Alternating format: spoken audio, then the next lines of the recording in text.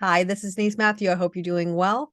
We're here today to talk about the last new moon of November. And we're all done with eclipse season. So now we're moving into the new moon and just regular moons after here on out. And we won't have any more eclipses for all of 2022. Now, the key with this energy is very interesting is that we're looking at the final days before we have the nodes going to be shifting. The nodes will be shifting into the gates 24 and 44. But until then, they're still in the gate 1 and also the gate 2. So this is really talking about moving in the direction that we want and kind of powering on with it, because we do have the full channel, the 3420, which is activated, giving us the pure manifesting generator energy. This is busyness and this is frustration, and it can even be dissatisfaction or even anger to a degree. So it's something to keep in mind, especially with Mars retrograde continuing on in the background.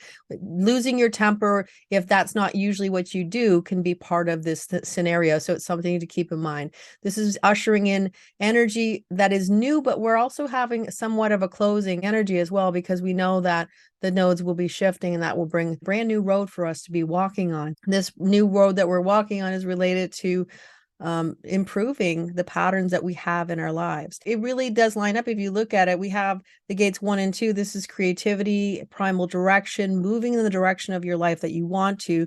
The gate 2 is about our direction, but it is not just our direction. This is our life force energy that is pushing us in the direction that is specifically made for each one of us. This is the path that we are totally aligned with if we're allowing our magnetic monopole to lead the way, if we're allowing our true north to show the way, or if we're allowing our inner knowing to show us the way to go to the places that are meant for us to go to, instead of allowing our minds to tell us that that's not the way to go. Our bodies are the master of the material world, and they are the indicators that will show us the way if we allow them to. This is the final push to get on the path that you may have decided that you wanted to get on, to start it at least. It doesn't have to be a rush forward, but at least it's a beginning. And as the nodes move, then that will give you more impetus to start to change the patterns that maybe you don't like in your life, the things that you don't really want to be doing anymore. This is a beginning of a new phase of your life, everyone's life,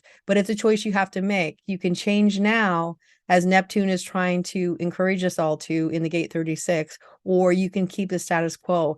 But this is the time where it's saying everybody on board who wants to go in the new direction, and anybody who doesn't want to, you can stay here. So change is in the offing if we really want to push forward to it. So let's get into the details of the new moon. We have a new moon on November 23rd, 2022, and this is happening at 1 degree Sagittarius. And we're also officially out of eclipse season, which some people might like or some people might miss. Like the eclipse that we had early in November, this new moon is special as well, in that we only seem to have first, second, and fifth lines, meaning that projection, security, and practicality are important themes. The one thing with projection is that we don't always know what we're actually seeing. We might think we're seeing something, but it may be completely opposite to what we're seeing. Keeping that in mind, I'd like to say that this is going to be a peaceful new moon, but it doesn't really seem as if it will be, especially when we have the 3420 channel activated.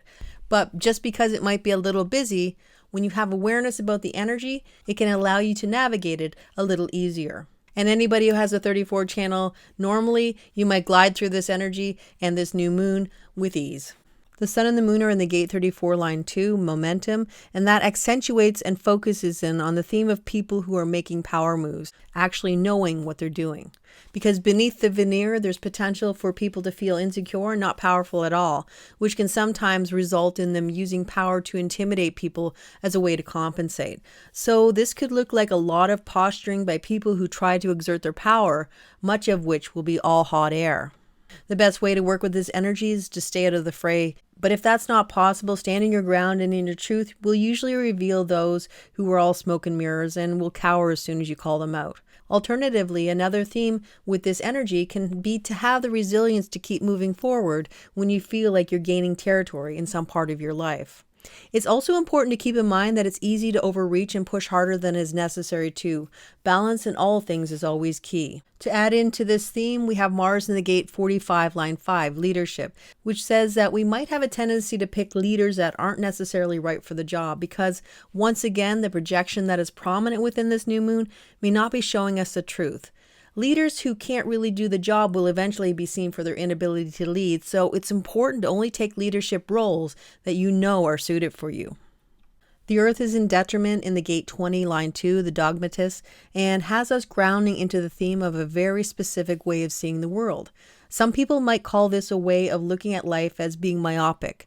That's where the theme of being a dogmatist can come into play, because there might be a tendency for people to only see things from their unique perspective, especially with the projection of all the fifth and second lines. These perspectives can be related to all the hot topics like religion, politics, and pretty much anything that is polarizing when it's talked about. If we add in the busyness of the full 3420 channel, where we don't have the benefit of the gate 57 and the awareness, this can be about moving through life like a whirlwind without really seeing much other than what you want to see. The key with this energy is, once again, withdraw if possible and wait for the energy to smooth out, which will probably happen when the Sun and Earth move out of the 3420 on November 28th, 2022.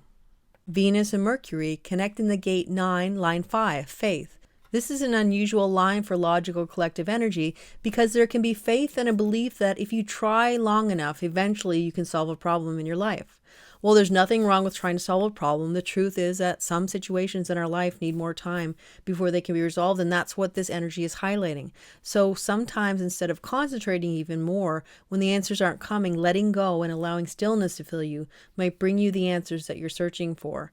With both Venus and Mercury in this energy, the themes that can be activated are connected to relationships, communication, social media, and media in general, as well as money and your workplace. And finally, with Saturn in the gate 49, line 1, there's even more emphasis on having security in your relationships. And if that isn't happening, you could be searching for solutions to fix the relationship. But this is truly a time when less is more, and when letting go and allowing the universe to show you the way can be therapeutic and the best course of action.